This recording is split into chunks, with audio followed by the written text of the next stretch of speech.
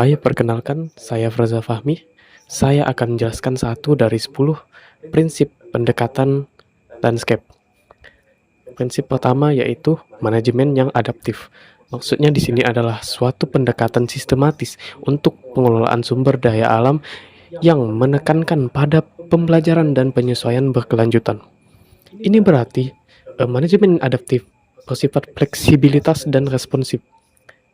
Maksudnya di sini adalah landscape, yaitu sistem yang kompleks dan dinamis, dipengaruhi oleh faktor yang terus berubah. Manajemen adaptif mengakui ketidakpastian ini dan menekankan pentingnya fleksibilitas dalam perencanaan dan pelaksanaan. Manajemen adaptif berarti mampu menyesuaikan strategi dan tindakan berdasarkan informasi baru dan perubahan kondisi. Mengapa manajemen adaptif penting dalam pendekatan landscape?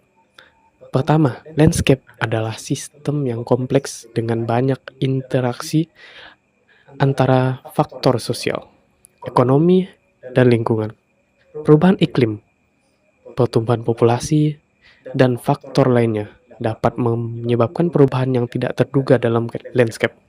Selanjutnya yaitu manajemen adaptif memungkinkan kita untuk merespons perubahan ini secara efektif dan memastikan keberlanjutan landscape. Seperti itu prinsip pertama dari 10 prinsip pendekatan landscape. Selanjutnya akan dijelaskan oleh rekan saya. Terima kasih. Baik, di sini saya akan menjelaskan dua prinsip pendekatan landscape. Prinsip kedua dan prinsip ke-10. Pada prinsip 2, titik pertimbangan umum. Pendekatan landscape ini berfungsi sebagai upaya kolaboratif antara berbagai pihak seperti lembaga pemerintah, LSM, dan sektor swasta untuk mengimplementasikan konservasi pada tingkat landscape. Perkenalkan, nama saya Lilis. Nah, di sini saya akan menjelaskan poin materi nomor 3 dan 4, yaitu multiskala dan multifungsi. Multiskala terbagi menjadi dua, yaitu skala unidimensi dan skala multidimensi. Skala unidimensi yaitu hanya memiliki satu dimensi pengukuran dan hanya dapat mengukur satu atribut, konstruksi, serta keterampilan. Ada beberapa skala yang termasuk ke dalam skala unidimensi, yaitu skala Likert, skala Guttman, dan skala Trusswurm. Nah, sedangkan skala multidimensi adalah representasi visual dari kumpulan objek seperti wajah, warna, dan koordinat. Skala ini digunakan untuk mengukur objek yang lebih mirip dari jarak yang paling dekat. Skala multifungsi ini digunakan juga untuk teknik reduksi data berdimensi tinggi.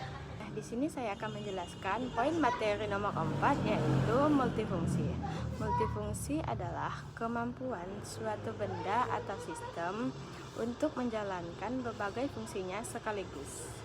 Jumlah fungsi yang dimiliki suatu objek multifungsi sangat bervariasi tergantung pada desain dan tujuan penggunaannya. Beberapa contoh yang dapat mencakup yaitu seperti alat dapur, alat elektronik, dan alat perangkat lunak lainnya. Nah, materi selanjutnya akan dilanjutkan oleh rekan saya. Assalamualaikum warahmatullahi wabarakatuh. Perkenalkan, saya Fahrul Rizwan. Di sini saya akan menjelaskan multi stakeholder. Stakeholder berarti pemangku kepentingan yang bekerja sama untuk menemukan solusi kolektif untuk masalah tertentu, termasuk pemerintah, kelompok regional, otoritas lokal, aktor non-pemerintah, lembaga internasional, dan mitra sektor swasta. DOTS 2015. Para pemangku kepentingan dalam kolaborasi penyediaan dan peningkatan pos di kota Mandalay terdiri dari individu, kelompok, orang, atau organisasi yang memiliki keterlibatan langsung dan tidak langsung.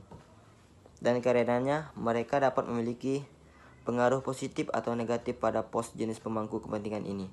Dikategorikan sebagaimana dibahas dalam bagian 2.2. Mereka adalah 1. pemangku kepentingan perusahaan swasta LSM. 2. Penerima manfaat, seluruh departemen MCDC perusahaan swasta. 3. Kelompok sasaran, PGD, CPAD, WSD, BCSD, dan RBD. 4. Penerima manfaat akhir, pengguna taman dan warga yang dapat memperoleh manfaat dari pos dalam jangka panjang. Langkah pertama, analisis pemangku kepentingan adalah membuat daftar untuk mengidentifikasi semua pemangku kepentingan, anggota, dan karakteristik mereka. Langkah kedua adalah mengeksplorasi masalah pemangku kepentingan. Langkah ketiga adalah mengidentifikasi minat mereka terkait pos, dan yang terakhir adalah mencari tahu potensi mereka untuk membawa perubahan. Tabel 2. Menggambarkan kolaborasi pemangku kepentingan yang ada berdasarkan hasil wawancara dan observasi lapangan. Wabillahi taufiq wal hidayah. Wassalamualaikum warahmatullahi wabarakatuh. Halo, perkenalkan nama saya Reni. Nah, di sini saya akan menjelaskan materi logika perubahan yang dinegosiasikan dan transparan, dan juga klasifikasi hak dan juga tanggung jawab.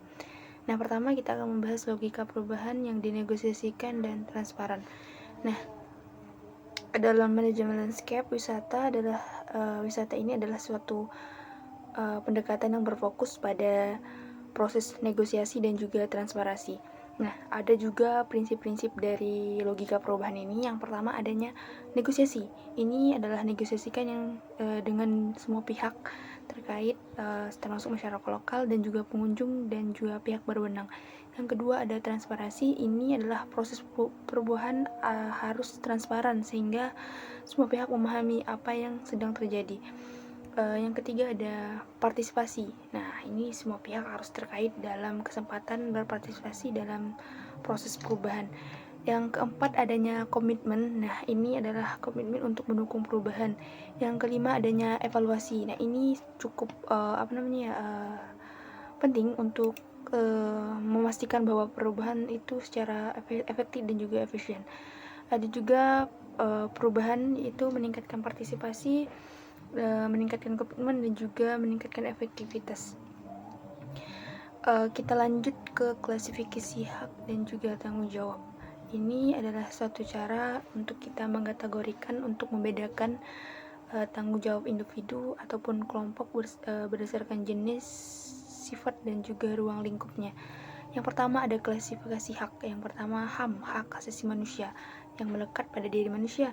Yang kedua ada hak sipil, yang dimana berkaitan dengan kehidupan sipil seperti hak untuk memilih dan hak untuk dipilih.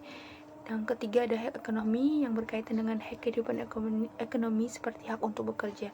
Yang keempat ada hak sosial. Ini berkaitan dengan kehidupan sosial seperti hak untuk mendapatkan pendidikan, hak untuk mendapatkan kesehatan, dan mendapatkan pekerjaan. Mungkin itu saja dari saya lanjut ke rekan-rekan saya. Nah, materi selanjutnya adalah partisipatif dan ramah pengguna.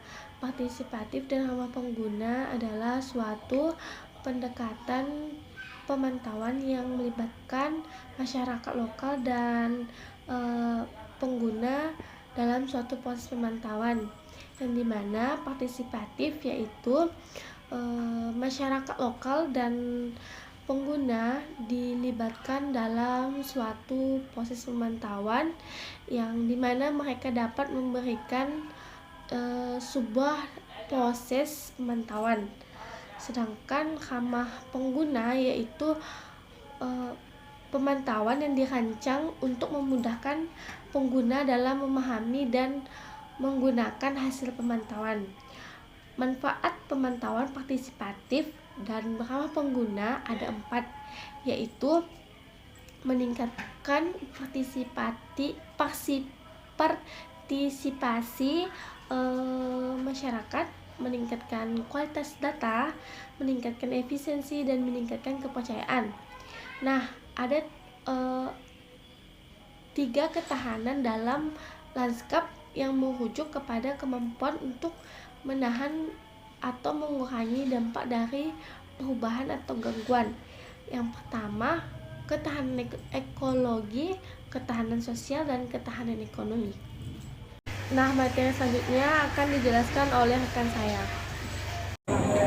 Pada prinsip 10, penguatan kapasitas pemangku kepentingan, yaitu meningkatkan kapasitas pemangku kepentingan melalui penelitian dan pendidikan, sangat penting untuk memastikan bahwa mereka dapat berkontribusi secara efektif dalam pengelolaan landscape.